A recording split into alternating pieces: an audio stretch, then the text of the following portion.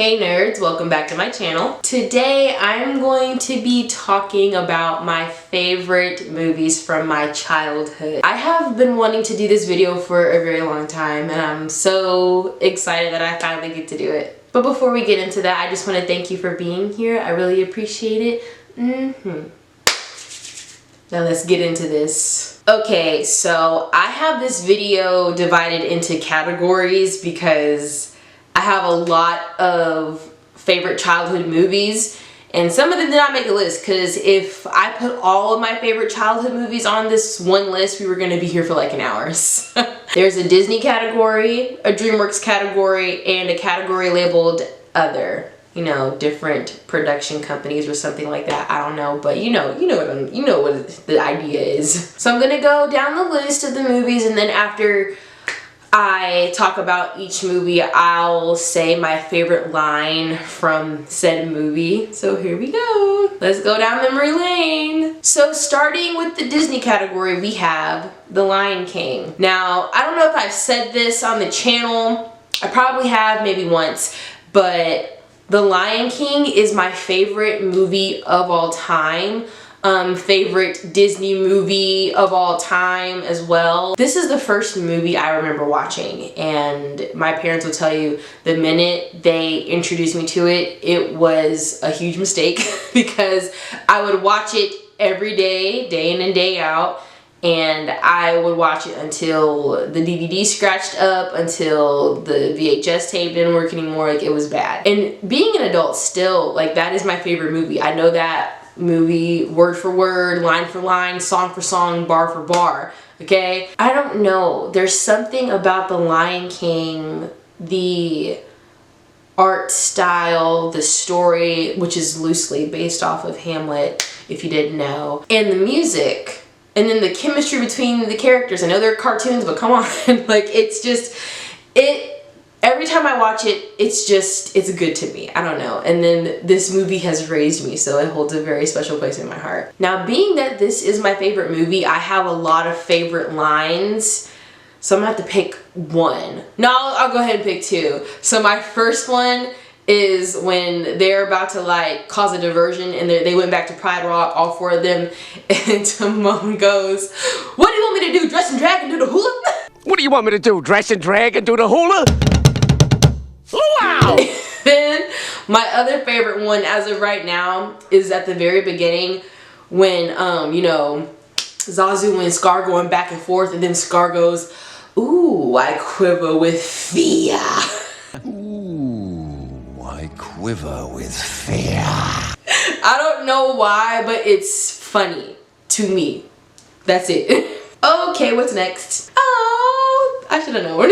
Okay, so the next movie under the Disney category is The Princess and the Frog. Now, this is my favorite Disney princess movie. And the reasons may be obvious, but I'm going to share them anyway. So this came out in like 2009, I think. I'm pretty sure, yes. I was already a huge fan of Disney princesses, you know, coming up as a little girl. But when this came out, this was a Disney princess that looked like me. And I was like, oh, I've never had this before. I've never had this type of representation before. And then I fell in love with how beautiful the story is, how beautiful the movie itself is, and that representation of not only a woman who works hard for what she wants and deserves, but a woman that can have it all, because she wasn't really looking to find love or get a prince, but she got all of that rolled into one. She got her dream job, her dream restaurant, and her dream man. And I was like, and I just love Tiana because she is such a nurturing, sweet woman, and then she inspired me to become the determined woman that I am today. So obviously Princess and the Frog is very dear to me, and I have a lot of favorite lines from this one too. But I will pick one. I'm not gonna do multiple like I did with The Lion King. So my favorite line from this movie is, "There is no way I'm kissing a frog and eating a bug on the same day." There is no way I'm kissing a frog and eating a bug on the same day. Next on the list, we have The Little Mermaid. Like I just said, I adore, love Disney princesses, okay? And before Tiana came along, Ariel was my favorite. That was my girl, okay? And that was also one of the movies that I watched until the VHS didn't work no more. I think the reason why I love this movie so much, even as a kid and then now, is Jodie Benson's voice is just so alluring and captivating. They did right by choosing her to voice Ariel because, you know, mermaids have very beautiful voices and they're very enthralling, and hearing her sing, it just, I don't know. I can't explain it. Usually I'm very articulate, but I can't explain the way that I feel when I hear this little fish sing. I enjoy how the story was told here. You know, Disney takes it, flips it, and reverses it, you know, from the Brothers Grimm versions. If you know, you know. And the colors. This was a very colorful movie. I love the colors. I love me some color. And my favorite line from this movie is, and don't underestimate the importance of a body language. Don't underestimate the importance of a body language. It was giving body. Ursula was giving body. Oh, look at that. We're going right back around. So the next movie under the Disney category is The Lion King 2, Simba's Pride. Now, do y'all remember that time period where all the classics, blockbusters, were getting like lesser than sequels, like Cinderella 2 and 3, Little Mermaid 2 and 3, Lion King 2, Lion King 1.5. But I will say this, Lion King 2, that's an exception for me. That's an exception for me. Because, you know, most of these sequels that come years later after the OGs come out and like do a big bang, they weren't that good and they went straight to DVD. But Lion King 2, oh my goodness, seeing Simba as a whole new character, like as a dad, because you know he was the son, now he's the dad now, and then he's got his own parenting issues trying to raise Kiara in this crazy world, you know, and she's very much like her daddy, and he gets a taste of his own medicine is all I'm gonna say. It's really cool to see the family dynamic switch, you know, now that Simba is a father and he's trying to keep his little girl safe. And the music in this one, top 10. Upendi is one of my favorite songs in the movie. What else? We Are One, He Lives in You. But my favorite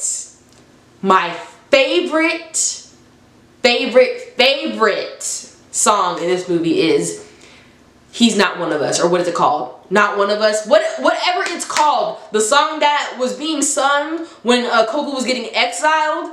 Y'all can't tell me it was in. Listen, they were in the studio going off. That gazelle and that zebra had rent due. Rent was due in the Pride Lands. Deception, disgrace. Evil is plain as the scar on his face. Deception and outrage, disgrace. Like, come on. You can't tell me that every time that song comes on, you don't get in the, you're in the moment and that song just moves you.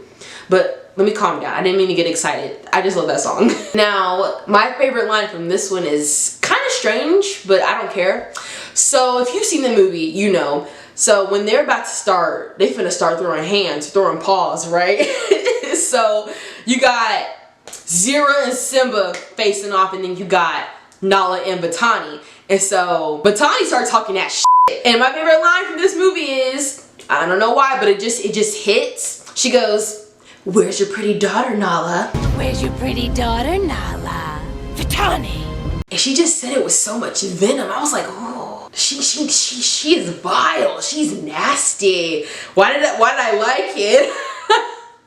But yeah, Lion King 2, Simba's Pride. Okay, next in the Disney category, we have Finding Nemo. Now apparently this is one of the main movies that I watched on a continuous loop. Source, my sister, who I shared a room with for 15 years.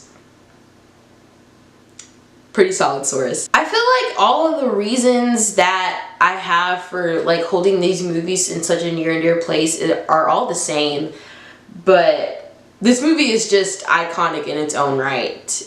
and I still watch it all the time. I was seeing another family dynamic, a family that lost the mom and then a dad and a son trying to, you know, cope, and also getting to see the family that chose Nemo when he was in the dentist office with all the fish that came from the sea. He had a second family, and I now that I'm older, I see the importance in that.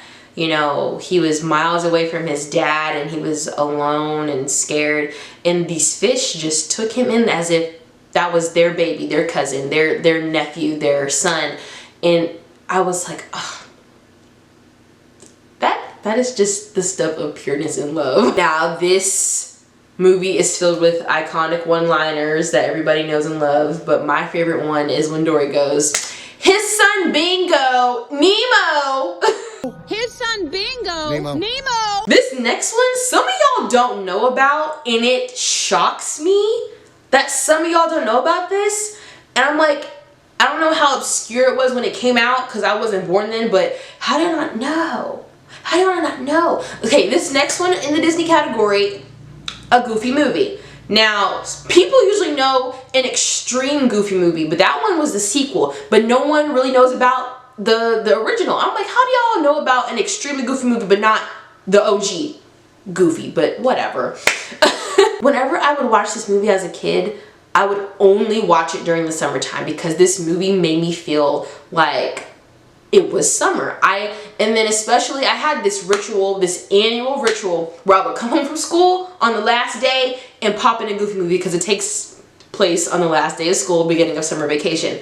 I wanted to feel like I was there with all the characters, you know, last day of school, you know, no more homework, no more tests, we're gonna party, whatever. And this movie also made me appreciate both of my parents because, you know, I didn't understand it at the time, but teenage angst, what Max was feeling, you know, not really wanting to be bothered with his dorky, annoying dad, but in the end realizing that, you know, he needs his dad, that's his best friend. That made me appreciate both of my parents, and that's something I'll never forget. That's my important takeaway from this movie. Now, my favorite line from this movie is pretty much everybody's favorite line, and it's Yo, Stacy! Talk to me, baby! oh, and before I move on, Tevin Campbell as Powerline, can't nobody come for that man gig ever. If Powerline was a real pop star back in that time, oh, what a time to be alive. I don't know what's going on in that universe, but I know Powerline had hits upon hits.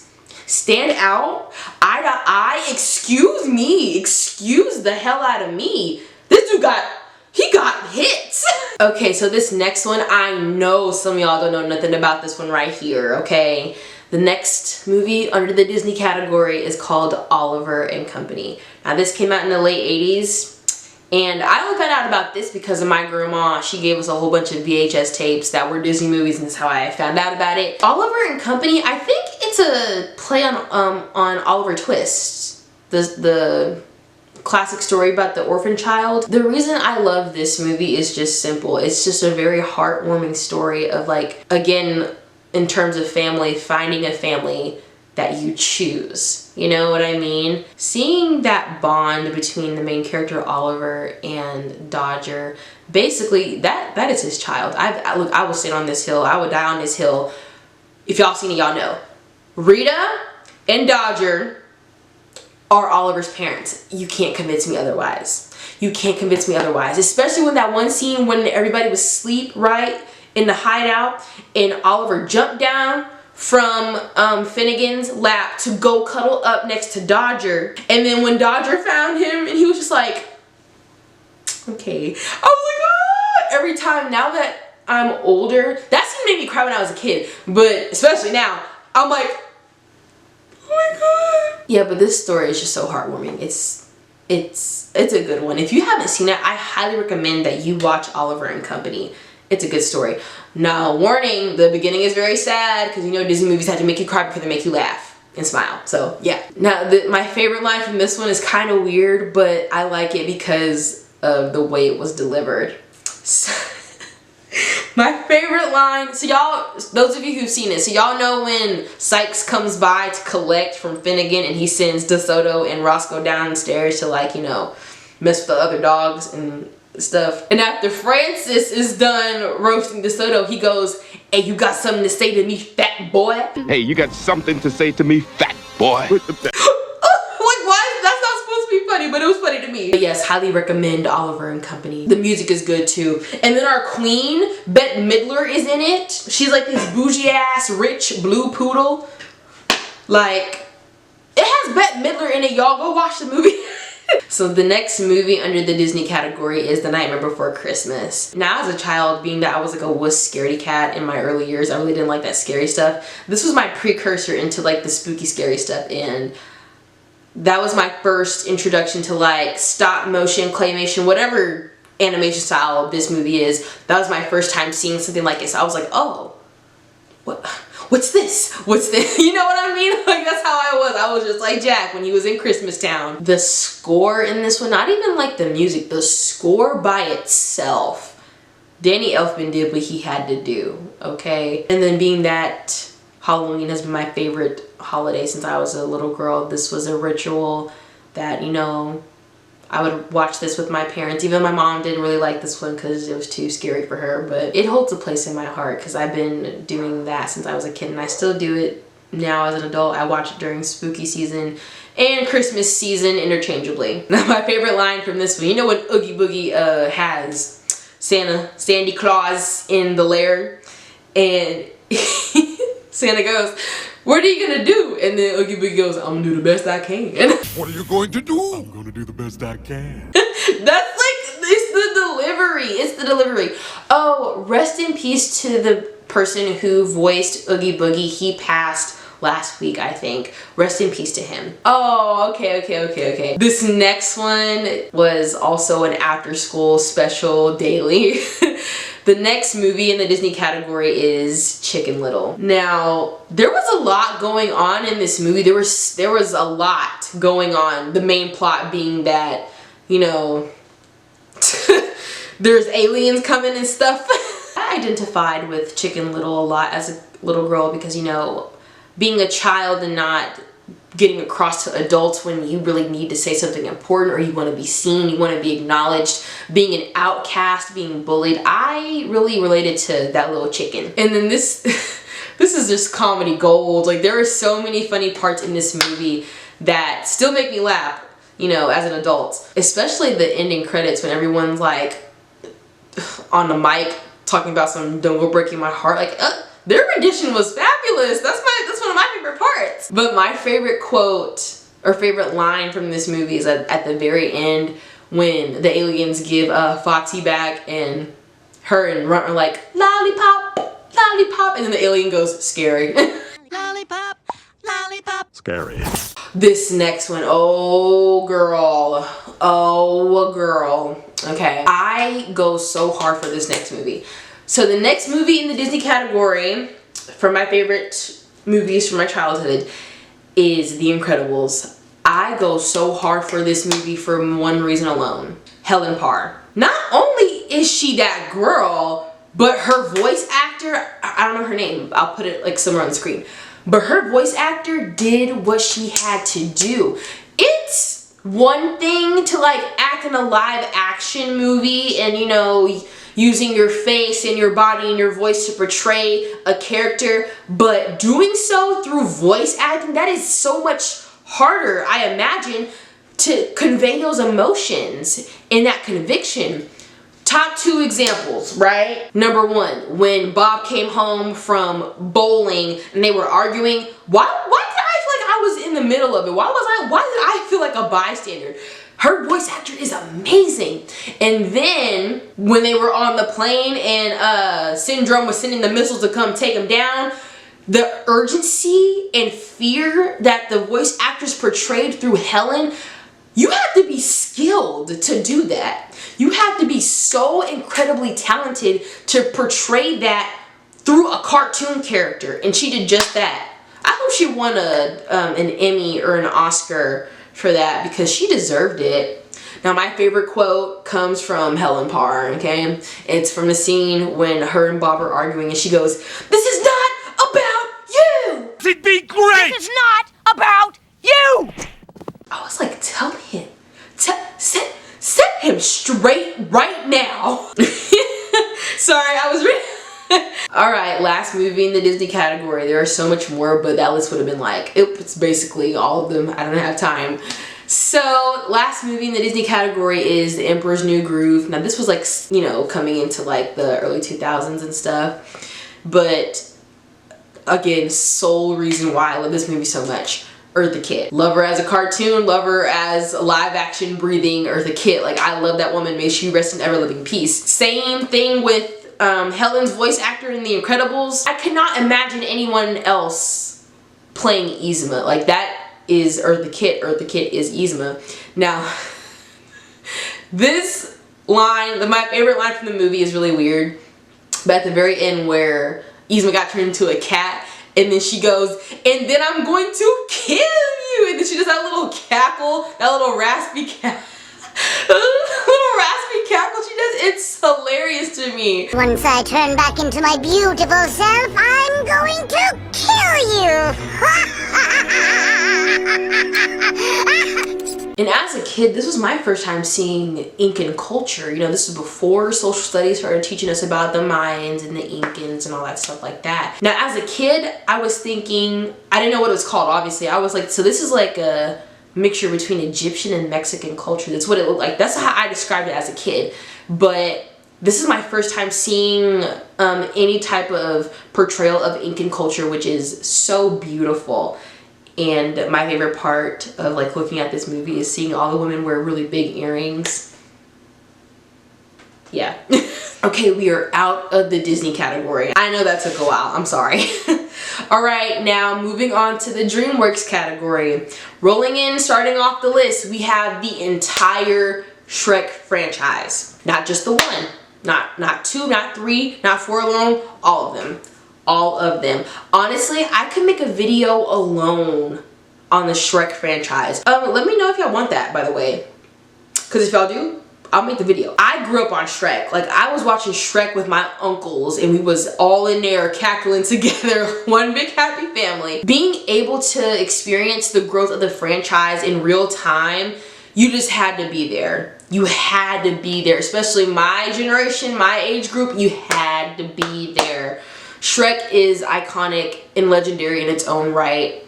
You know, it was teaching us very important things. The first one taught us it's what's on the inside that matters. And then the second one really taught us the meaning of true love. Like, you know, loving your person for who they are. Flaws and all. Magic potion be damned. The third one really honed in on the importance of family and identity. Also a little bit of midlife crisis thrown in there too. I'm not about to go into it. That's a whole other video. And then the fourth one really told us, you know, be careful what you wish for because it could be so much worse. My little spiel on the Shrek franchise, because Shrek is really deep when you think about it. I know we're talking about a cartoon, but Shrek is deep. It is so deep, and I could do, like I said, a whole different video. I wrote a psychology paper. When I was in college, I wrote a psychological paper on, like, about Shrek. I gotta find it, but oh my god. Since I love this whole franchise so much, I'm gonna go through each movie and say my favorite line. So from the first one, my favorite line is, "Can I stay with you?" Can I stay with you? What? Can I stay with you, please? From Shrek 2, my favorite line is, "And well, now we're sexy." are all these? Most of my favorite lines from the entire franchise came from Donkey's mouth. I'm not mad at it either. Alright, third movie, Shrek the Third. My favorite line, I guess, is the moment when Donkey pops up on the ship and goes, "Cats in a cradle in a silver spoon, little boy blue and the man in the moon." When you're coming home, son, I don't know when, but we'll get together then, Dad. And from Shrek Forever After, this is actually me and my sister's favorite. Nani, if you're watching this, you know what I'm about to say.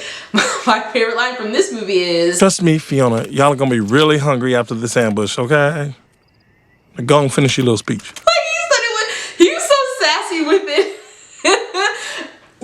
Y'all, I can't tell y'all how hard I laughed in the theater when that line was said, okay? It was just so funny to me. Also, every single soundtrack from all the Shrek movies, top tier, nobody's touching him. Well, that's debatable. I don't know. But yes, each and every movie It didn't matter if it was just one, it had bangers upon bangers. Each movie had at least one banger in it. I think that's another reason why I love the whole Shrek franchise, because all the soundtracks are just so good. They're so good. They're good. Love them. So the next movie in the Dreamworks category is Shark Tale. My main sole reason, I have two sole reasons for why I love this movie so much. Because this cast was star-studded, and they are so talented, and every one of them did what they had to do. Will Smith, Renee Zellweger, Jack Black, Angelina Jolie, Robert De Niro. Everybody did their job. And the depiction, the story, you know, a young fish up in the hood trying to be, you know, trying to be a star, rags to riches, and then he learns, you know, what he had all along is what he needed. It's just a good story too. It's a good story, good theme, good message. And then you also have you have the mafia involved. That's always gonna be some fun.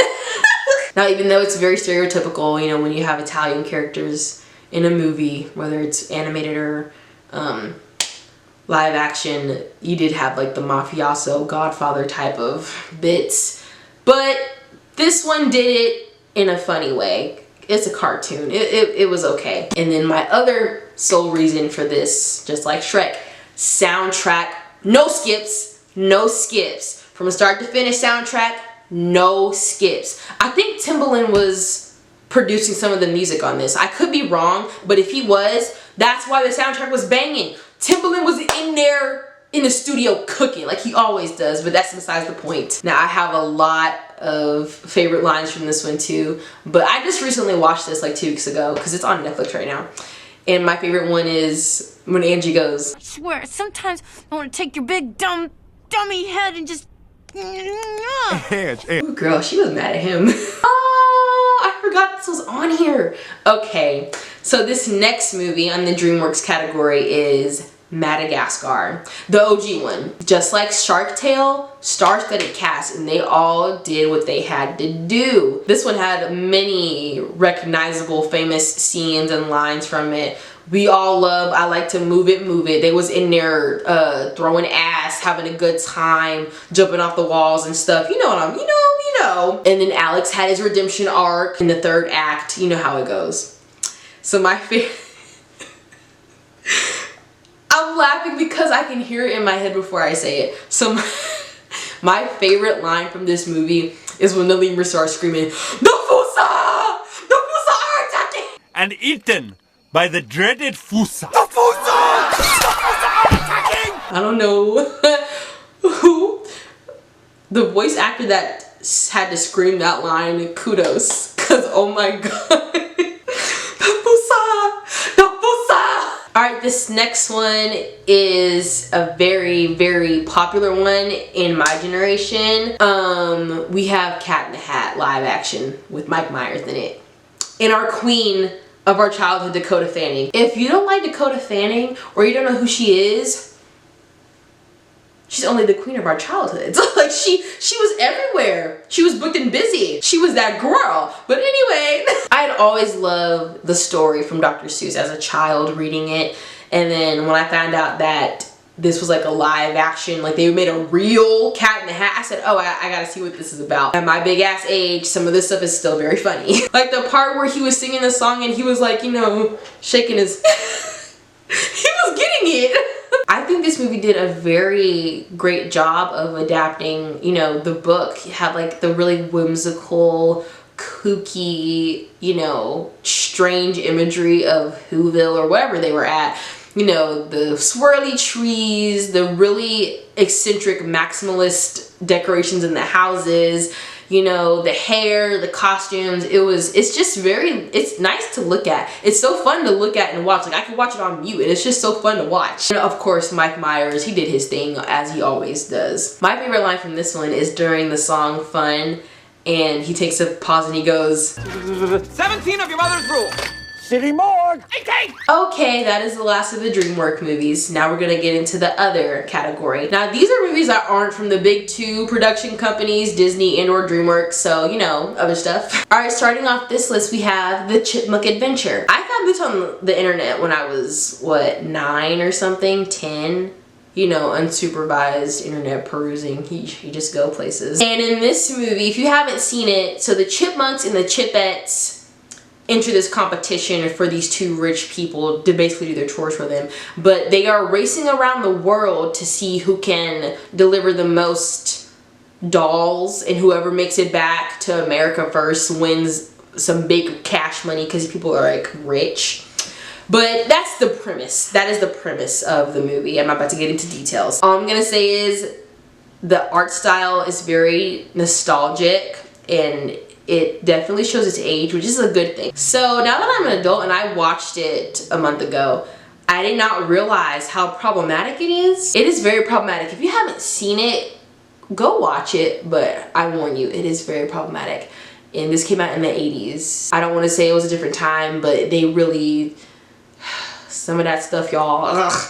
But I do like the movie, or I liked the movie because of like the art style was very, it was aged, but in a good way. You could tell that it was made in the 80s, and the soundtrack is phenomenal. Whoever the singers were for the Chipmunks. Now my favorite line from this movie comes from Miss Miller, the kooky old lady that looks after the chipmunks sometimes. And so she's singing to herself and she goes, "Come on to my house, I'm gonna give you a fig and a date and a raisin a cake." Come on to my house, I'm gonna give you a fig and a date and a raisin a cake.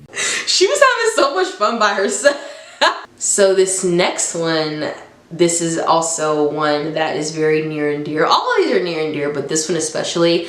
This is Thumbelina. Now, this was created by Don Bluth. He's made a lot of other iconic cartoon movies, but Thumbelina is my favorite. And this is my first time seeing something like this. Like, before I even knew what a Tinkerbell was, I knew about Thumbelina first. And the Don Bluth's art style, I can't describe it. I don't know how to describe it. It's very storybook. It's very, I don't know. Like, I'm gonna put on pictures to like show you what I'm talking about. I don't have the word for it. This is the Don Bluth effect. Like, I don't know what else to call it. Now, I didn't know this when I was a kid, but I know this now, obviously. Thumbelina is also voiced by Jodie Benson, who voices Ariel in The Little Mermaid. And like I said before, her voice is just everything to me.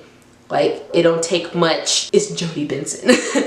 And this soundtrack too, and the score included, is just so beautiful. It's so...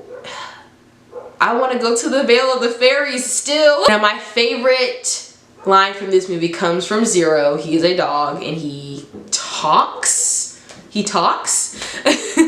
So when Thumbelina gets taken by the toads and the mom comes in, she's like, "What happened?" And he goes, "A fro." Who did it? Next on the list in the other category, we have Rio. I know I say this all the time and you've heard it many times, but this really was a cultural reset. Now, I had the privilege of seeing this in the theaters with all my best good friends.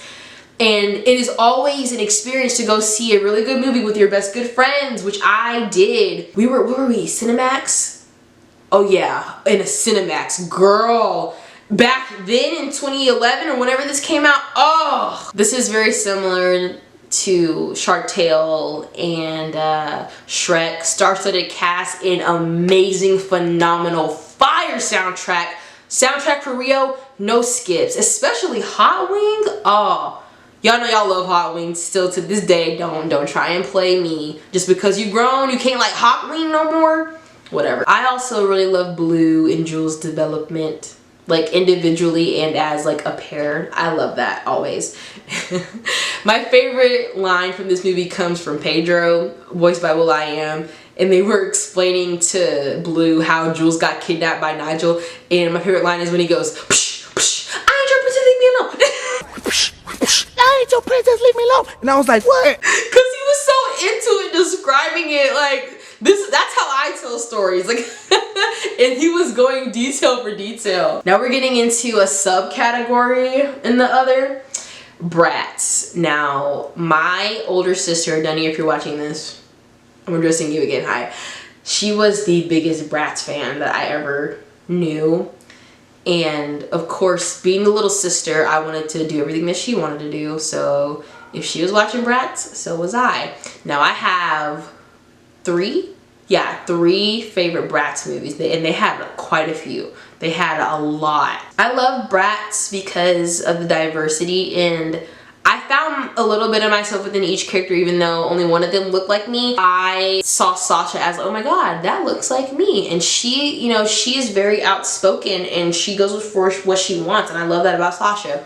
Yasmin, she's very sweet and she's also very smart. I'm like, oh my god, I identify with that. Chloe, she is just mindlessly, I don't know, she leads with her heart. Chloe leads with her heart. I was like, oh, I do that too. And then Jade, she was just that bitch with the clothes. I mean, they all were, but I was like, I aspire to be Jade. So my first favorite Bratz movies is Bratz Rock Angels. There is a certain era of Bratz, like, were their movie soundtracks no skips. I want to know, whoever was singing these songs, I hope they got their coin, because they deserve it. They deserve it so bad. My main reason for loving Bratz Rock Angels is having that different, you know, they would change themes or styles, I guess, every movie, because you had like Bratz Fairies or Pixie Magic, whatever it was. You had Bratz Genie Magic, you had Bratz Diamonds Forever. What was it called? Diamonds, what, the one with the diamonds, bitch? And then you had Bratz Rock Angels. Like, they were switching it up every time. Like, they were versatile girlies. Now, I don't have a favorite line from this one because I really can't remember. I do have a favorite song from this one. Actually, I have two. So my first favorite song is Working Overtime, when Jade is at the internship working under, what's her name? Bernadine. The one with the lady with the pink and the big nose. I don't know, Berdine, I don't know what her name is, whatever. When it comes to time, there can never be enough. Working overtime. Like the melody and the bass line and Working Overtime, like, this is a cartoon movie. Why is the soundtrack getting me? Like, why is it getting me? And then my other favorite song from Bratz Rock Angels is So Good, when Roxy's singing lead. Oh, that had me wanting to go buy a guitar and just live out my rock star fantasies. I was like, oh. Out of our heads, into our hearts.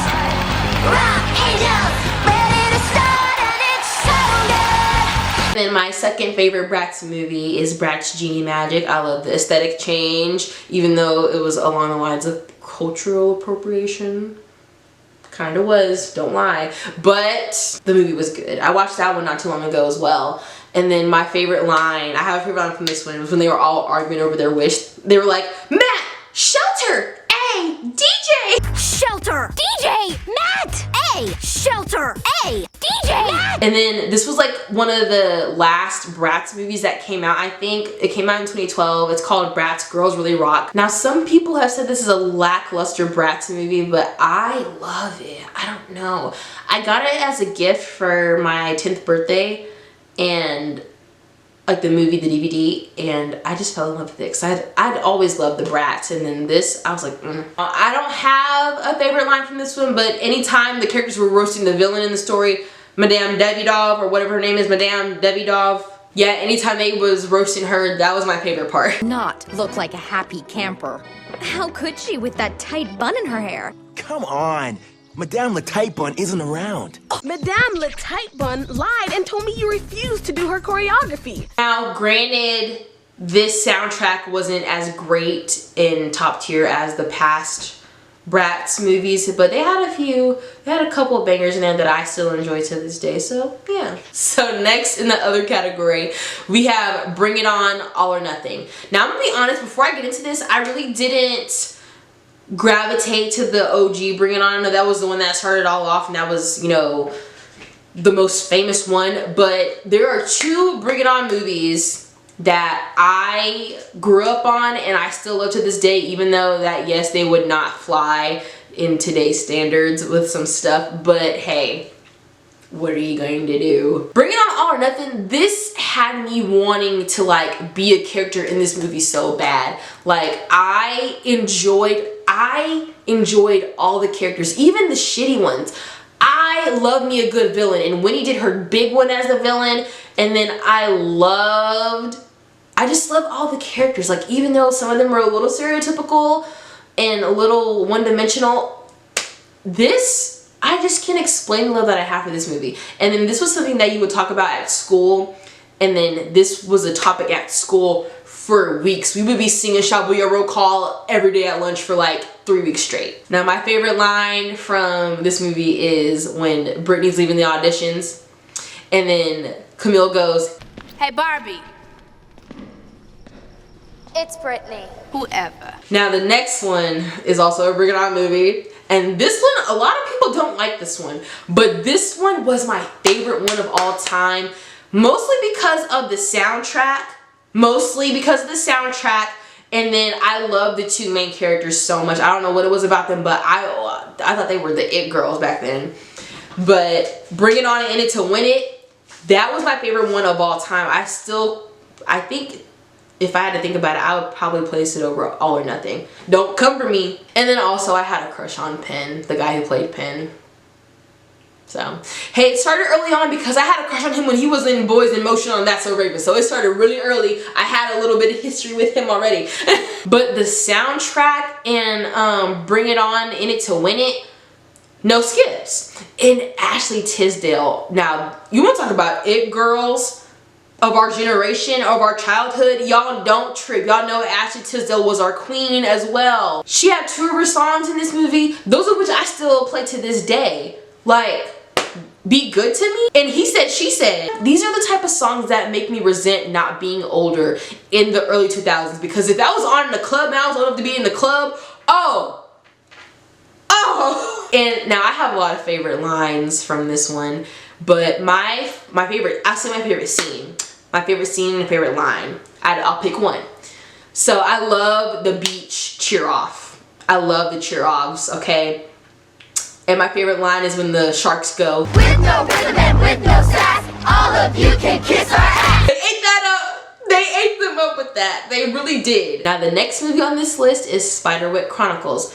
And I also had the pleasure of seeing this in the theaters when it first came out. Now seeing this type of movie in the theaters, like it being fantasy, nothing beats it. That is an experience, like having that, being in the theater and like the sounds, the noises, the music, and the imagery, it is such a thing to experience. I was getting into like the nerdy, whimsy fantasy stuff at a very early age, you know, fairies, witches, wizards, all that stuff, right? And this fed my fire. I wanted to learn everything there was about fairies, pixies, goblins, trolls, all that stuff like that, you know, mythical creatures and stuff, but like in the woodland fairy type of way. And oh, what's his name?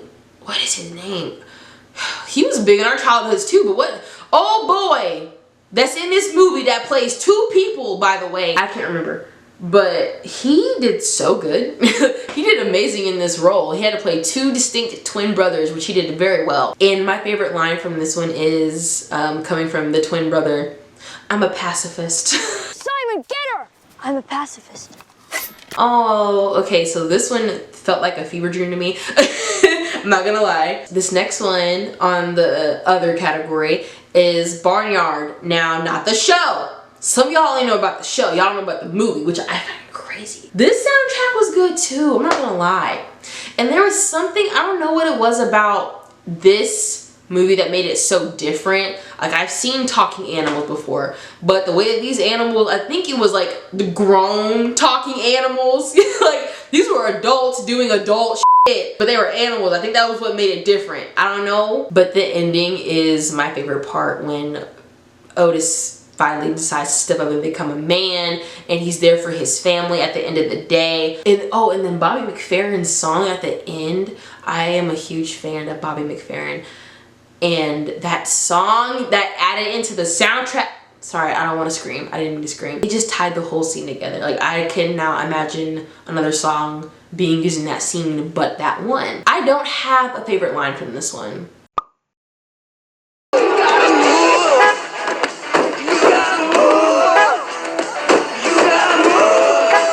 The next movie is Cloudy with a Chance of Meatballs. This was another one of those movies where I watched the DVD until it was completely scratched up. The humor in this one was very zany to me as a kid. Like, it was funny, but it was weird. And I enjoyed that so much. Having it rain food from the sky, that is my dream.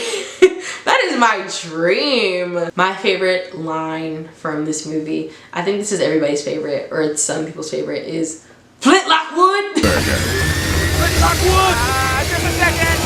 I'm in the middle of. He was so agitated all the time. He didn't get no rest. Let's do the honorable mentions first. So honorable mentions for the other category are Hoodwinked, Ramona and Beezus, and Judy Moody in the Not Bummer Summer. Now closing out the other category, the last movie, we have Coraline. Now this is very similar to my reasonings behind Nightmare Before Christmas. This is another time where I really got into the stop motion claymation type of thing. And I don't know why, but every single stop motion claymation movie that I love is like some spooky shit. Coraline being one of those movies, and nothing wrong with that, but like it's always the stop motion claymation stuff. Coraline is not Tim Burton. I thought it was for a long time. It's from Lyco, the production company, I think, yeah. But I think it was because Coraline is so Tim Burton-esque, but with a twist, I guess you could say. That's why I gravitated towards it. And then also being able to see Coraline have such an active imagination and having one of my own as a child, I was like, oh, this is great. This is so great. And the imagery is just stunning as well. Like there's not much more to put to it. The imagery is just stunning. It's a really beautiful movie. And my favorite line from this movie is, Don't even think about going out, Coraline Jones! So that's it. We talked about all my favorite childhood movies. That concludes our video for today. If you enjoyed this video, please leave a like. And if you made it to the end of this video, comment a little sprout emoji. The little one with the 2 leaves. Yeah, do that one. And subscribe if you want to. I'll see y'all on the next go round. Okay, bye.